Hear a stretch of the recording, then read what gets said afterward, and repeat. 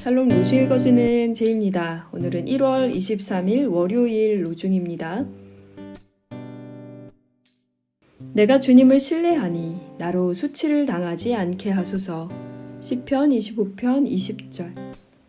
폭우가 쏟아지고 홍수가 나고 바람이 불어 그 집에 몰아쳐도 그 집은 무너지지 않는다. 반석 위에 지어졌기 때문이다. 마태복음 7장 25절. 주님을 진심으로 사랑하는 하루 되세요. 샬롬 하올람. 음력으로 새해가 밝았습니다. 우리 서로님들의 한 해가 복되시기를 간절히 소망합니다. 올 한 해도 하나님 말씀 안에서 우리가 소통하면서 우리의 삶을 반석 위에 세워갈 수 있다면 참 좋겠습니다. 오늘 우리가 함께 읽은 가르침의 본문에 예수님께서 바로 그 말씀을 하고 계신데요. 폭우가 쏟아지고 홍수가 나고 바람이 불어 그 집에 몰아쳐도 그 집은 무너지지 않는다. 왜냐하면 반석 위에 지어졌기 때문이다. 오늘 본문에 나오는 비가 내리고 홍수가 나고 바람이 불고 이런 것들은 심판에 대한 상징적인 언어들입니다. 이사야, 에스겔, 나훔 이런 구약 선지서들에서 이런 상징들은 하나님의 심판으로 묘사되곤 합니다. 그 반석 위에 세운다는 건 어떤 세속적인 부와 영광을 더 튼튼하게 하겠다 이런 의미가 아니에요. 그런 것들은 하나님의 심판의 때에 한 줌 재처럼 흩어져 버릴 것들입니다. 그래서 오늘 이 아침에 음력으로 새해를 맞이하는 이 첫날에 반석 위에 우리의 삶을 세우는 것, 믿음의 공동체로서 우리 서로 교회가 반석 위에 함께 공동체의 집을 세워나간다는 것이 어떤 의미인지 묵상하며 오늘 하루를 열기를 바라봅니다.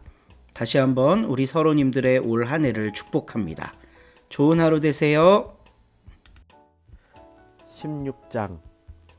안식일이 지난 다음에 막달라 사람 마리아와 야고보의 어머니 마리아와 살로메가 여러 가지 향료를 샀다. 가서 예수님께 발라드리려는 것이었다.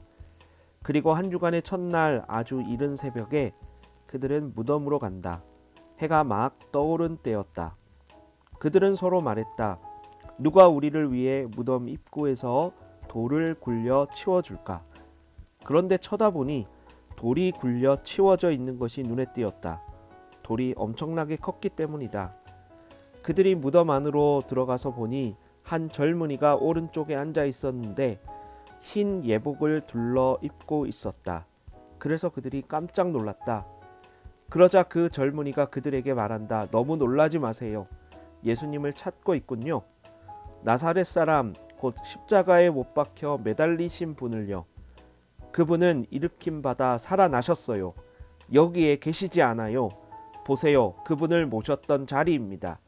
가서 그분의 제자들에게 이렇게 말해주세요. 베드로에게도요.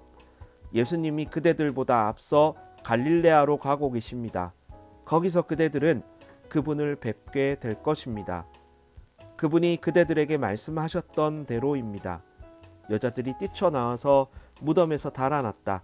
무서워 떨었고 정신을 차리지 못했기 때문이다.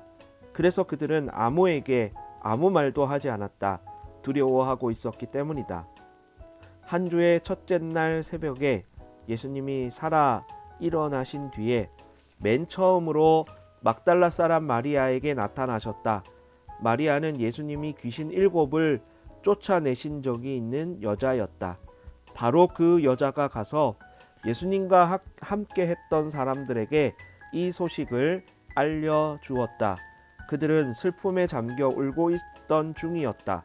바로 그들은 예수님이 살아계시다는 것과 마리아에게 목격되었다는 말을 들었으나 믿지 않았다.